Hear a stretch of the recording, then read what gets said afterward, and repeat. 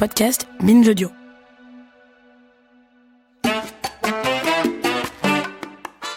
Si on m'avait dit quand j'ai lancé ce podcast en 2023, quand il était encore si tabou de parler de ménopause, quel serait le sujet d'une comédie musicale, je ne l'aurais pas cru. Et pourtant, depuis la rentrée, un vrai phénomène qui nous vient des États-Unis a déferlé sur Paris, au théâtre du Grand Point Virgule, et le spectacle fait salle comble tous les soirs. Il faut dire que les 4 actrices qui osent tout, la mise en scène d'Alex Good, le public de femmes surtout, mais pas que, en folie. Tout ça est un shoot de bonne humeur, totalement loufoque, parfois cru, à la bonne humeur contagieuse, qui m'a donné envie, évidemment, de les inviter. Bonjour Alex Good. Bonjour, merci. Bonjour Dominique Bonjour. Magloire. Merci d'être là avec moi dans les studios de Binge Audio. Alors, je vais commencer par toi Alex, parce que tu es acteur, animateur télé aussi. Ouais. Est-ce que tu peux nous raconter comment tu en es arrivé à faire une comédie musicale sur la ménopause ? Écoute, parmi les choses que je fais dans ma vie, je fais des spectacles un petit peu partout, notamment aux États-Unis où j'habite depuis maintenant 17 ans. Mon Dieu, que je suis vieux. Voilà. Et j'ai fait un jour un spectacle à Las Vegas, et à la fin du spectacle, il y avait des producteurs dans la salle qui sont venus me voir en me disant: écoutez, on a vu que vous êtes un petit peu connu en France et tout, on a adoré votre spectacle, on aimerait que vous adaptiez notre plus grand succès en France. Alors moi j'étais génial, qu'est-ce que ça va être? Wicked, Le Roi Lion, Aladdin, tu vois, des trucs incroyables. Et là ils me disent ménopause. Je dis quoi? Ménopause. Donc là je comprends déjà que c'est le même mot en anglais et en français, ce que je ne savais pas déjà. Et je leur dis: écoutez, je suis quand même, on va pas se cacher, je suis un peu homosexuel, très connu pour ça. Je suis pas sûr qu'on m'attende sur le sujet. Voilà. Ils me disent: non, mais venez voir quand même. Bon, ils ont tellement insisté que du coup j'y suis allé. J'étais voir le spectacle qui existe depuis plus de 20 ans à Las Vegas. Avec, petite anecdote, une des comédiennes qui est là depuis le début. Ouais. Donc maintenant c'est plus retraitée que ménopausée. Ouais. Elle a 74 ans, la charmante dame qui se débrouille très bien. Et je vois le spectacle. Alors je dis: écoutez, je comprends pourquoi ça marche ici, mais ça marchera jamais en France. Okay. C'est pas du tout notre humour. Ça marche pas. Je le ferai pas. Mais pourquoi? Et ils me disent: parce que c'est l'humour américain, c'est pas du tout comme c'est très premier degré. Puis il n'y avait pas tellement d'histoire, c'est le même concept. 4 nanas qui se connaissent pas, qui débarquent à Bloomingdale's dans la version américaine, au Galeria Fête chez nous, et qui vont se rencontrer. Donc ça marche pareil, c'est ça que j'ai gardé. Mais après, par contre, l'humour est pas du tout le même. C'est beaucoup de blagues sur les bouffées de chaleur pendant 1h30. On sait pas qui sont ces femmes finalement, si elles ont des maris, des enfants, si elles sont heureuses, malheureuses, tout ça tu sais pas. Donc je leur ai dit: écoutez, si vous voulez qu'on le fasse en France, faut tout changer. Le décor, la mise en scène, le texte, faut que je refasse tout. Ils me disaient: on peut pas. Et puis, parce qu'on n'a pas les droits du texte. Et puis, il me rappelle 2 mois après, en me disant: bon, on a payé une fortune les droits du texte, donc maintenant, tu fais ce que tu veux. Donc là, je me suis senti investi d'une mission, et je me suis embarqué là-dedans, avec aussi mes amis Alexandra Sismondi et Sébastien Tev qui ont écrit avec moi. Et puis, on est parti dans ce délire. Voilà. Et puis après, il a fallu le monter. Alors là, c'était l'enfer. Parce qu'avant de trouver une Dominique, qui était dans les... Alors, je pense que même que tu dois être la première que j'ai appelée, pour être franc. Tu dois être la toute première que j'ai appelée en vrai. Ah oui, t'as l'air surprise. Ah bah oui, parce qu'elle ne sait pas ça. Mais c'est vrai que. Mais avant d'appeler, alors moi je suis très très compliqué parce que je veux toujours que les choses se passent bien. Donc moi je ne prends que des gens qui sont cool, tu vois, et qui ont une bonne réputation. Donc j'ai appelé mon ami Kamel Wally, qui avait déjà beaucoup name dropping. Voilà, qui avait beaucoup fait travailler avant Dominique, et je l'ai appelé. Je lui ai dit: dis-moi Dominique, cool dans le travail ou pas? Elle me dit: t'as beaucoup de textes à jouer ou pas? J'ai dit: oui, il y a beaucoup de textes à jouer. Elle dit: bon, voilà, il va falloir que tu la rassures, mais sinon, oui, elle est super cool et tout. Et donc, bon, quand il colle mes messages, je dis: ok, j'ai appelé Dominique, et je lui ai proposé de participer au spectacle. Et Dominique, comme de rares comédiennes qui ont tout de suite dit oui, m'a dit: oui, rencontrons-nous, pourquoi pas? Parce que dès que je disais à une comédienne: oui, j'ai pensé à toi pour mon spectacle, oui. Ça s'appelle Ménopause. T'avais la sonnerie pour me raccrocher au nez un nombre de fois incalculable quand même. Ça arrivait très souvent. Mais à tort, tu vois, parce qu'aujourd'hui c'est l'inverse. C'est l'effet inverse. Tout le monde va dans le spectacle, bizarrement. Oui, bien sûr, le succès aidant, c'est vrai que c'est un succès phénoménal. Auquel même toi tu t'attendais pas. Pas à ce point-là, en vérité. Alors, nous on savait que on s'amusait déjà à le faire. Et qu'on prenait un plaisir fou. Je vais essayer de Dominique parler, comme c'est pas mon cas pour tout le temps, mais c'est vrai que là, c'est dingue. Enfin, là, ça devient complètement dingue. Ça ne fait que monter. C'est qu'à un moment donné, tu dis: mais c'est pas possible, on rajoute des jours, tu vois, pour jouer des jours en plus, parce que sinon, on peut plus. Donc là, on a racheté le mercredi. On va faire des versions un peu spéciales. C'est Dominique, d'ailleurs, je crois, qui sera sur scène pour les premières versions spéciales. Le 18 et 19 juin, on va faire la ménopause, c'est vraiment chaud, SHOW, où on aura des musiciens en live, où les gens vont chanter avec nous pendant tout le spectacle. Il faudra venir habillé en rouge, tout ça, et on va faire ça à partir de la rentrée du mois de septembre, tous les dimanches. Donc c'est un autre spectacle ou c'est le même, mais en version... comme on dit. Non, mais c'est le même spectacle, exactement. Sauf que les gens qui viennent, si tu veux, ils sont dans le délire. À la fin, tu vas voir les gens, ils sont hystéros, tout le monde se lève, c'est la crise d'hystérie. Ouais, j'ai vu. On finit avec le karaoké. Donc là, l'idée, c'est que toutes les chansons seront en karaoké pendant tout le spectacle. qu'il y aura des musiciens en live, que les gens vont devoir devenir habillés en rouge, comme nos magnifiques comédiennes, et puis que ça va être un peu la teuf, quoi. Voilà. Mais c'est la même chose. C'est juste qu'on va faire une version live tous les dimanches à la rentrée. Ok, très bien. Donc, un succès qui ne se dément pas, visiblement. Alors, Dominique, est-ce que ça a été facile de te convaincre de participer à une comédie musicale sur la ménopause ? En fait, je me suis même pas posé la question. Alex m'a appelé, il me dit je voudrais te voir pour un nouveau projet qui s'appelle Ménopause. Et en fait, je crois que je savais sans savoir ce que c'était. Parce que, évidemment, je fais partie de cette génération de femmes qui on n'en a pas vraiment parlé. Mm-hmm. Et donc, il m'a dit Ménopause. Pour moi, c'était un autre sujet... voilà, il faut essayer. Moi, j'essaye tout. Il y a pas de sujet tabou. Voilà, j'ai envie de tout essayer. Et donc, quand il m'a dit ça, j'ai dit oui, on y va. On est combien sur scène? 4. Ce qui m'a plus embêté, en fait, je lui ai dit mais on est 4, ça veut dire qu'il y a droit à beaucoup de textes. Mais attends, alors c'est marrant que tu me dises ça parce que, alors certes, on t'a vu dans beaucoup de comédies musicales, notamment les années Twist, Autant en emporte le vent, Cléopâtre, R, etc. Mais on t'a vu aussi au théâtre, interpréter Shakespeare, Claudel, donc d'où ça te fait peur qu'il y ait plein de textes? Parce qu'en fait j'ai une formation de chanteuse, donc j'ai fait le conservatoire, donc je sais comment apprendre des partitions, comment ça. Mais en fait j'ai parce que j'ai peur et c'est juste que je cristallise à un endroit où je devrais pas. Ce qui est drôle, c'est que c'est souvent les mêmes répliques. Non, parfois ça change. Parfois ça change. Mais bon voilà. Mais en plus j'ai peur parce que je me dis comme moi je suis dans la ménopause. Des fois je me dis ça y est, ça commence. Tu vas te dire Alzheimer en plus. Tu oublies tes phrases. Mais en fait elles sont là. C'est juste que je pense à d'autres choses en même temps. Ce qui marche bien, évidemment, c'est l'effet bande, la complicité entre vous, les actrices. C'est venu tout de suite ? Tout de suite. Oui, c'est vrai que c'est venu très vite, ça. Parce que on s'est tout de suite plu, on s'est tout de suite aimé, mais vraiment. Et même, parce que nous, on a commencé d'abord le spectacle en 2019, et donc on a eu toute la période de Covid où on ne jouait plus. On s'est appelés, on se voyait en vidéo, on se faisait des soirées entre nous. On est vraiment devenues copines. Ce qui est, je pense aussi, parce qu'elles sont aussi toutes très bonnes, faut le dire. Donc vraiment toutes, que ce soit les titulaires, Marion Posta, Marianne Vigues, bien sûr Patricia Samuel, ou les remplaçantes Virginie Braque, Karine Anton, Isabelle Turchfeld, et bien c'est tout parce que Sophia maintenant elle est en alternance avec toi. On a Sophia Morgavi qui nous rejoint dès ce soir, la prof de chant de la Starac qui est en alternance avec Dominique. Tout le monde est hyper bon, donc ça aussi ça aide si tu veux. C'est-à-dire que en fait il y a un vrai truc de soutien. Dès qu'il y en a une qui a un problème, l'autre elle est capable de rebondir en 4 secondes, de venir la sauver, tout ça. Elles sont toutes hyper douées dans tous les domaines, chant, comédie, parce que ce qui participe au succès du spectacle, ce que personne ne dit, mais ce qui est une vérité, je pense, moi, à mon sens, tu le vois quand tu vois les critiques sur Biréduc, on a la chance d'être 98% des positifs, ce qui n'arrive pas. En fait, c'est que tu vois 4 nanas qui ont la cinquantaine, qui ont la cinquantaine, qui sont sur scène pendant 1h30, qui chantent, qui dansent, qui changent les décors, qui font tout, qui jouent la comédie. Et je pense que ça participe au succès parce que tu te dis, waouh! En fait, elles ont une pêche, les nanas, les 4 nanas, pendant 1h30, elles tiennent la cadence et tout ça, plus que plein de spectacles avec des mecs, tu vois. Et ça donne du courage, je crois, aux femmes qui viennent voir. Et je pense que quand tu sors de là, tu te dis, mais en fait, c'est génial, je peux tout faire. C'est ça, c'est que c'est pas la fin de quelque chose, je suis pas rangée dans les placards parce que je suis ménopausée. C'est sans doute ça le ressort, effectivement. Est-ce qu'il faut être ménopausée pour jouer dans le spectacle ? Alors non, moi j'ai commencé, j'étais pas ménopausée. Il n'y a pas de, t'imagines les questions. J'étais pas ménopausée. T'imagines les questions. Non, mais c'est vrai, mais en fait, je jouais le truc. Bon, bien sûr, alors qu'il m'appelle, je sais pas vraiment ce que c'est. J'apprends le texte, je commence à comprendre ce que c'est. Et en fait, je sais toujours pas. Et pendant le Covid, à un moment, j'étais devant ma télé comme ça. Et puis, je sens un truc qui fait... Ah, voilà. Je crois que c'est ça. Je crois que là, j'y suis. Oui, parce qu'il vaut quand même mieux avoir vécu un peu pour savoir de quoi on parle. Ah bah non. Non, on est comédien, t'imagines. C'est pas obligatoire, mais ça peut aider. On est comédien, c'est quand tu joues une mort, t'es obligé de mourir avant. T'es emmerdé. T'es très emmerdé. Bon point. Donc, non. Alors, on disait que l'ambiance était dingue. On va écouter quelques extraits.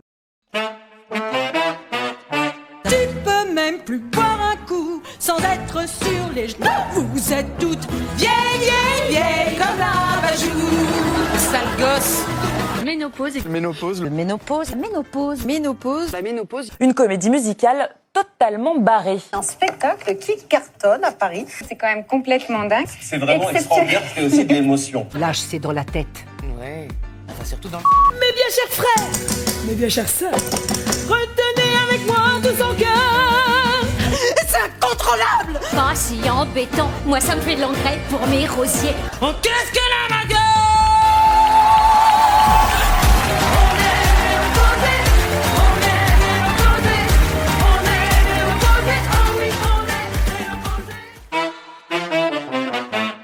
Alors, on a entendu que ça avait fait le tour des médias.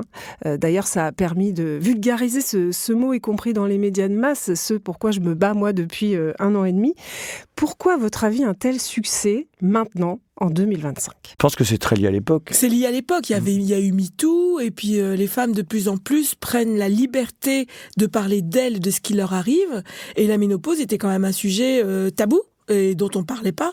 Et donc, maintenant, elles disent, non, on peut en parler, parce que ça nous arrive et que ça va arriver à toutes les femmes du monde. Ouais, et ce qui est très vrai avec le spectacle, c'est que les gens utilisent beaucoup ce mot jubilatoire. Tu sais, jubilatoire, c'est jubilatoire. La vérité, c'est que, soit tu la première fois, parce que les gens reviennent beaucoup au spectacle, la première fois, tu vis entre copines. Donc là, c'est des filles qui sont ensemble et qui vivent ce truc-là, qui ressortent, tu dis, oh là là, merci, c'est vraiment ma vie, c'était génial et tout. Mais t'as beaucoup de gens, où c'est des hommes un peu vachards, qui se disent, je vais t'acheter une place pour ce truc-là, tu vas voir. Et donc, ils viennent en couple. Et alors là, c'est ça qui est génial. S'ils l'ont pas encore vécu, les mecs ressortent de la transforme en disant, ma chérie, je serai avec toi, je serai là, machin. Et s'ils l'ont déjà vécu, c'est vachement important. S'ils l'ont déjà vécu, c'est mais pourquoi tu m'as rien dit ? Oh là là, c'est incroyable ce que j'ai découvert ce soir et tout ça. Et donc ça, je pense qu'après il y a beaucoup de couples qui s'amusent dans la chambre une fois qu'ils ont vu le spectacle. On a des vertus d'amusement, voilà. Mais je pense que vraiment c'est ça aussi le succès. Et je dis c'est que les gens reviennent. Surtout c'est fou. On a une femme qui est venue plus de 15 fois déjà. Enfin ça c'est dingue. C'est dingo, c'est que les gens reviennent, reviennent. Enfin tous les soirs. Tu vois, moi je dis aux gens comment t'es venu ? Moi c'est la 3e fois que je viens. Moi c'est la 5e fois que je viens. Et toi t'es là et tu ne peux te dire qu'on a quand même touché un truc quoi. C'est-à-dire que là on se dit on a fait quelque chose combien de fois à la sortie ? Qu'est-ce qu'elles vous disent à la sortie ? C'est ça qui est génial. Parce que les filles les attendent à la sortie. Alors qu'est-ce qu'elles vous disent à la sortie ? Merci beaucoup. Ouais. Franchement vous avez une énergie de folie. Tu sais que une fois on nous a dit, plusieurs fois, mais vous chantez vraiment ? Ah oui, ça arrive souvent. Ah bon oui, les gens pensent que c'est enregistré. Vous êtes en live. Non, ça se voit quand même. Je suppose, mais il y a des gens qui comme c'est très bien fait, très bien produit. Donc c'est enregistré. Non, elles sont super excitées et je crois qu'on leur donne du courage. Il y a beaucoup de merci. Oui, merci. Ça, le nombre de merci est incroyable. C'est d'abord le premier mot. Oui, c'est d'abord le premier mot. Et chez les hommes aussi. Oui. C'est ça qui est drôle. Et surtout, tu vois que ça switch avec le succès du truc. C'est-à-dire qu'au début, on avait vraiment beaucoup de femmes. C'est 80% de femmes, 20% d'hommes, si tu veux. Maintenant, on est passé à 70% de femmes, 30% d'hommes. Mais les âges ont complètement changé. C'est-à-dire qu'au début, on touchait 45-60. Et maintenant, il y a de plus en plus de jeunes.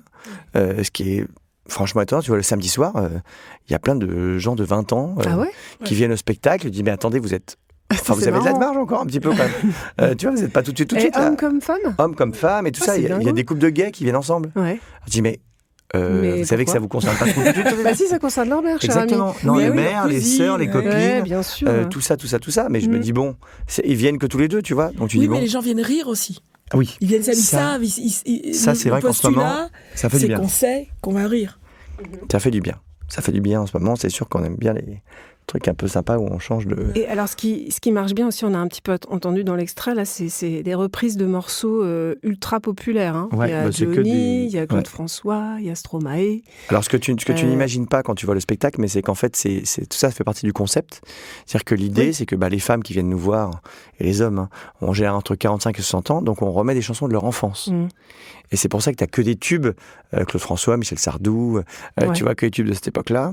Mais à la fin, quand elles ont accepté enfin leur ménopause, elles sont dans leur temps et elles chantent du Stromae. Ouais. C'est-à-dire qu'elles acceptent d'être dans leur époque et de vivre leur moment, quoi. Mais ça c'est vraiment le truc du metteur en scène qui se tripote la nouille, qui te raconte ça.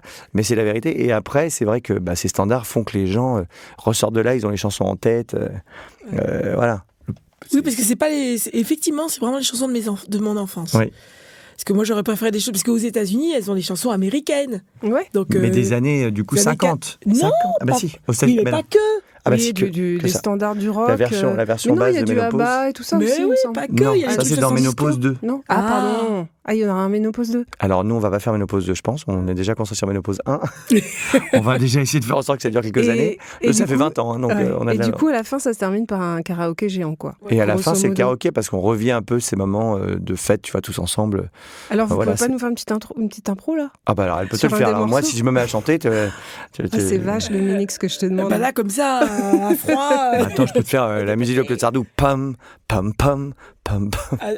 Je suis trempé des pieds jusqu'à la crinière. Je peux plus bouger, une vraie serpillière. C'est un enfer, les lacs sous mes bras. Voilà, un exemple. Bravo, ça y est, on n'arrête plus. Bravo. Voilà. Merci Dominique, c'est trop bien. Bon, pour être un petit peu plus sérieux, la critique d'un média de votre spectacle, c'est que ça devrait être remboursé par la Sécu. J'ai bien aimé la phrase. C'est M6 qui a dit ça en l'occurrence. Ouais. Et alors, c'est pas si éloigné que ça, parce que tu disais que tu avais vu des médecins pour préparer on a vu plein de médecins, bien sûr. On a vu plein de médecins. On travaille en ce moment d'ailleurs beaucoup avec une cinquantaine de femmes à peu près, 7 docteurs à l'époque. Je ne connaissais pas encore Michel Mouly, qui est un peu l'expert ménopause, qui maintenant du coup nous a rejoint dans les équipes.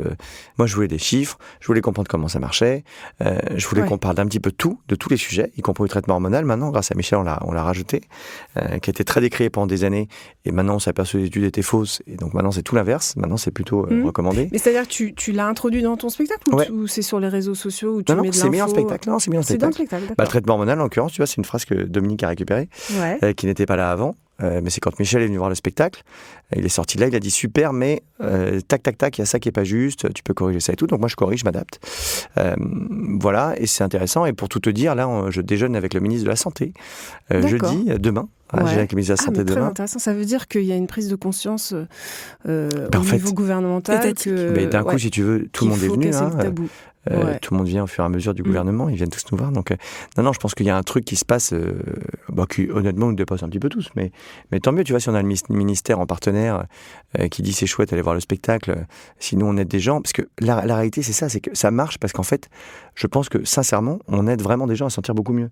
C'est-à-dire qu'elles sortent de là. Et ça sert aussi à ça, le fait qu'il y ait des docteurs. Parce que ça donne brusquement une vérité à ce qu'on raconte. Parce que nous, les femmes, on peut dire on a ça. Mais en fait, il y a un docteur qui dit, mais en fait, elles ont ça parce qu'il y a ça, il y a ça, il y a ça, il y a ça. Et c'est d'autant plus important que les gens qui viennent, ils viennent rire, mais en même temps, ils entendent des vraies informations. Donc, c'est il y a plein de gens qui disent on a appris plein de trucs. Tu vois. Mais c'est intéressant, c'est important. Et je rappelle que toutes les femmes n'ont pas tous les symptômes. Oui, c'est ça. Mais dans la pièce, tu les as tous. Mais on explique d'ailleurs que... Non, il y a des choses qu'on n'a pas dites. Les choses qu'on ne dit pas. Il y a tous ces symptômes cachés qu'on découvre au fur et à mesure qui peuvent être assez sympathiques. C'est quoi pour toi? On s'imagine pas. Non, mais même... On ne parle pas, par exemple... Ça m'arrive pas à moi. Je parle de ma belle-sœur. Bien sûr. Tu vas être contente que tu en parles vraiment à l'antenne. De ma belle-sœur que je n'ai pas, d'ailleurs. Voilà, d'une autre belle-sœur. C'est pour une amie. Tu parles d'une amie. Voilà. Non, mais ton odeur change. Ton odeur corporelle change. Quand tu transpires, ça c'est vrai. Alors ça, on n'en parle pas du tout. Ça, c'est les sueurs nocturnes, etc.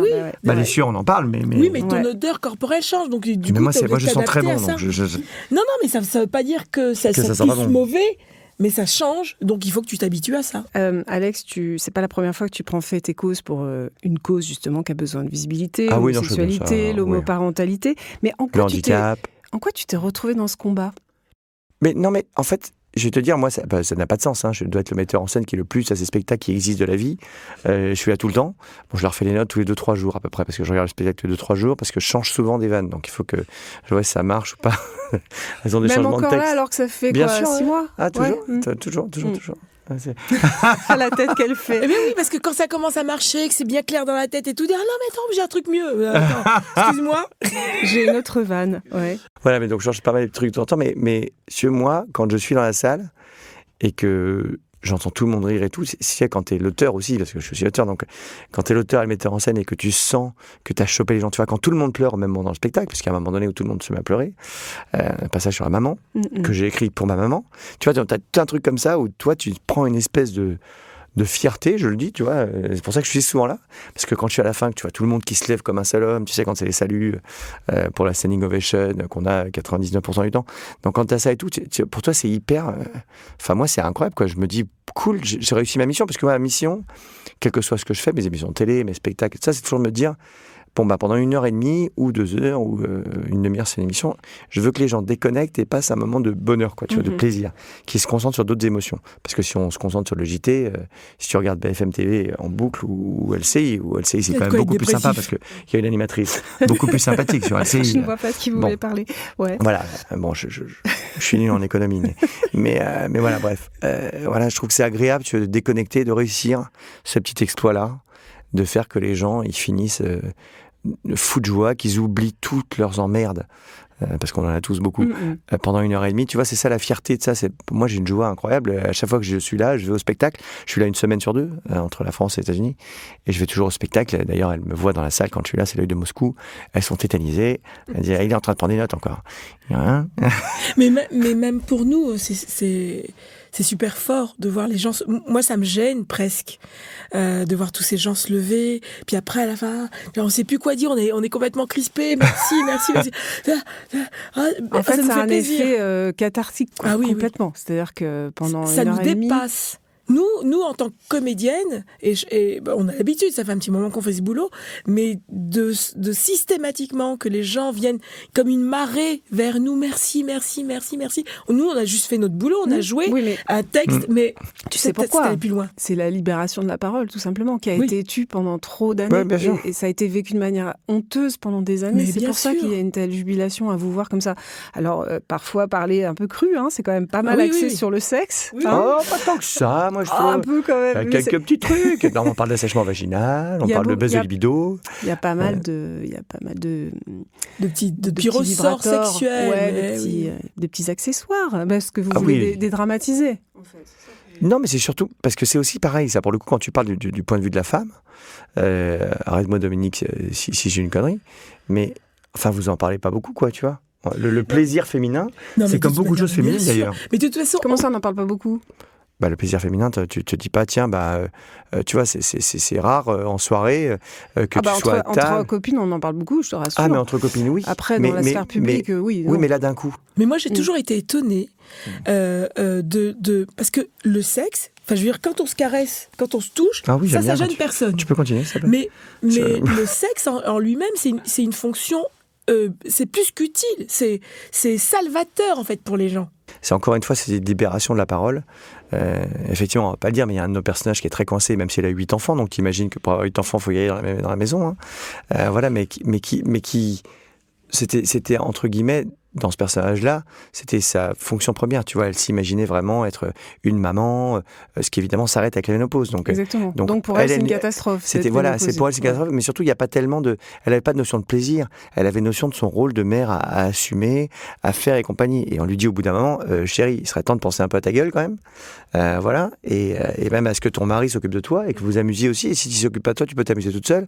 Voilà. Et c'est cette libération-là qui fait que quand tu as des couples ensemble à la fin, parce que c'est le moment où les gens se parlent le plus sur ce truc-là, ça aide aussi, je pense, parce qu'en rentrant, t'as des maris qui disent, mais attends, t'as déjà utilisé un truc, tu me l'as pas dit, t'as des sextoys, tu me l'as pas dit.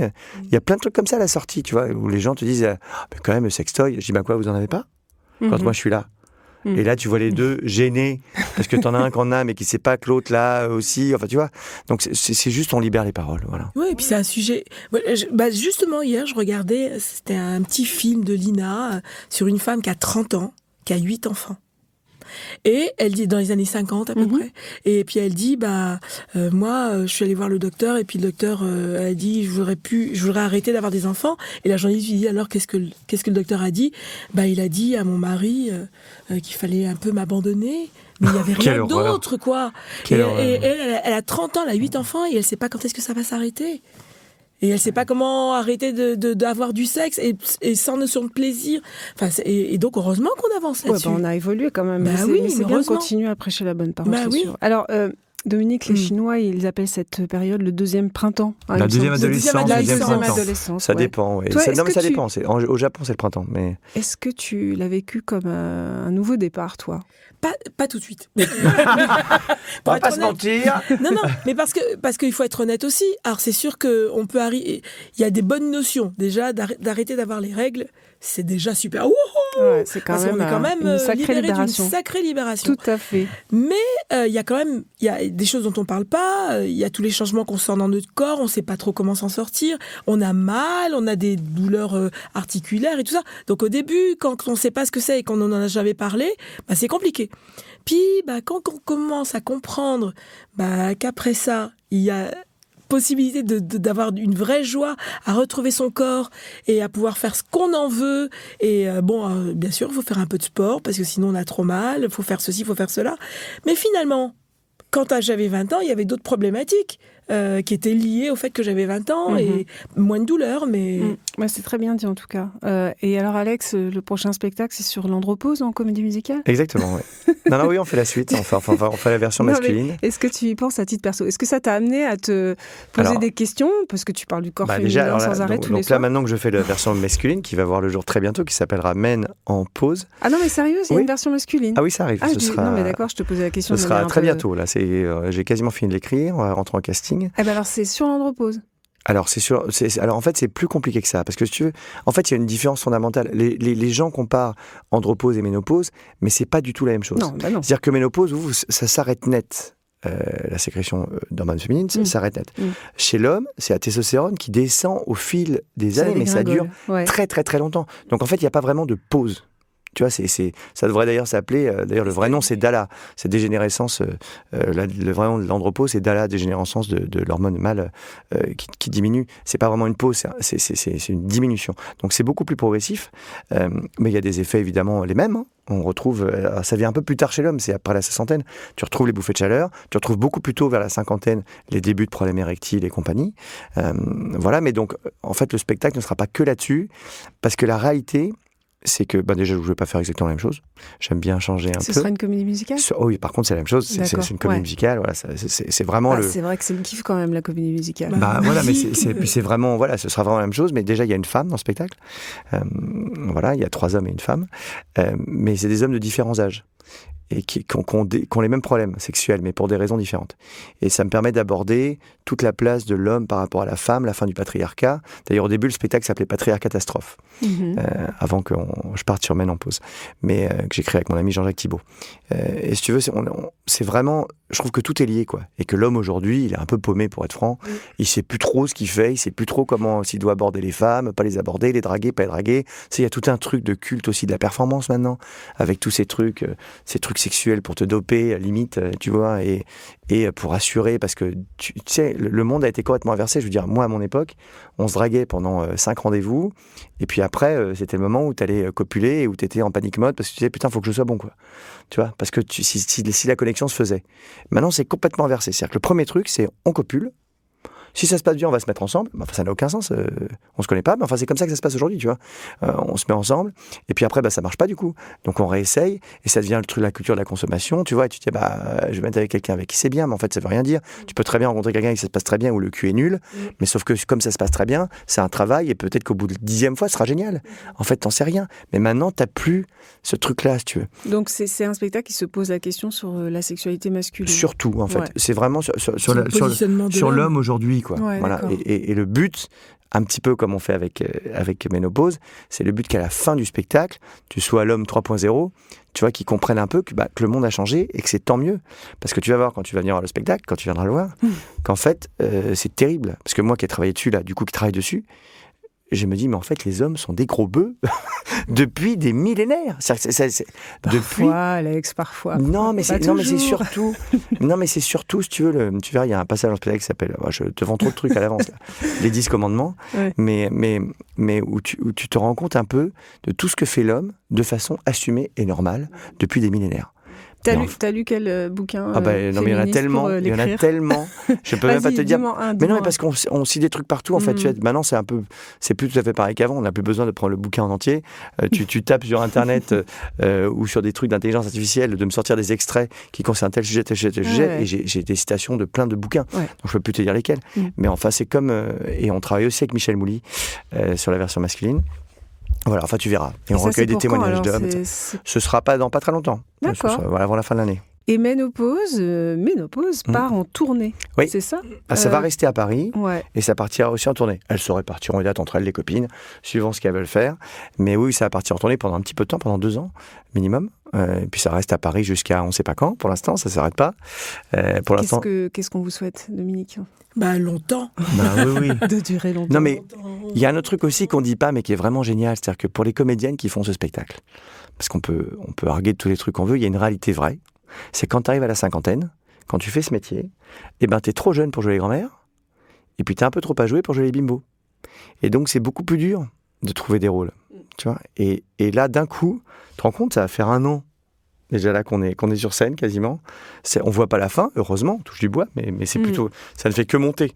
Donc là, la tournée qui arrive, on a déjà, je sais pas combien de dizaines de dates qui sont bookées, puis ça se book tous les jours, parce que tous les jours, les gens entendent parler de plus en plus, peut-être grâce à ton podcast, de nouvelles personnes entendent parler. Donc, ce que je veux dire, c'est que c'est génial comme aventure. Enfin, moi, je donne mon avis, mais je pense que pour vous, c'est cool, parce que d'un coup, tu vois, tu as une espèce de sécurité. D'un coup, puis tu as un rôle à ta mesure, quoi. C'est-à-dire que tu joues pas un second rôle. Défends le truc. Et c'est vrai que c'est une espèce de sécurité, celui qu'on n'a pas tous les jours, quoi, objectivement. Non. Le mot de la fin, Dominique? Venez voir Ménopause. Venez voir Ménopause et venez vous éclater avec nous. Et toi, juste pour rebondir sur ce qu'Alex disait, tu trouvais qu'il y avait un peu moins de propositions et tout ça ou... Alors moi, je suis un cas à part, vraiment. Oui, parce que Parce que je fais plein de choses différentes et on me propose plein de choses différentes, mais qui sont liées à moi. Pas au fait que je sois une femme ou par rapport à un âge. Donc, pour moi, c'est vraiment différent. D'ailleurs, du coup, elle a tellement de boulot qu'on n'en peut plus. Donc, c'est pour ça qu'on a Sophia qui alterne avec elle. On avait Isabelle Ferron avant qui va revenir de temps en temps. Qui va revenir de temps en temps. En tout cas, vous êtes intarissable, inarrêtable. Et merci d'être venu partager votre enthousiasme. Merci à toi surtout de parler de nous, d'être venu, de nous avoir invités. Et longue vie à cette comédie musicale. Alors, je voulais remercier pour cet épisode la réalisation de Paul Berthiaud. Et puis, merci à Marie Foulon et à Juliette Livartowski qui m'ont aidé à préparer cet épisode. Prenez soin de vous.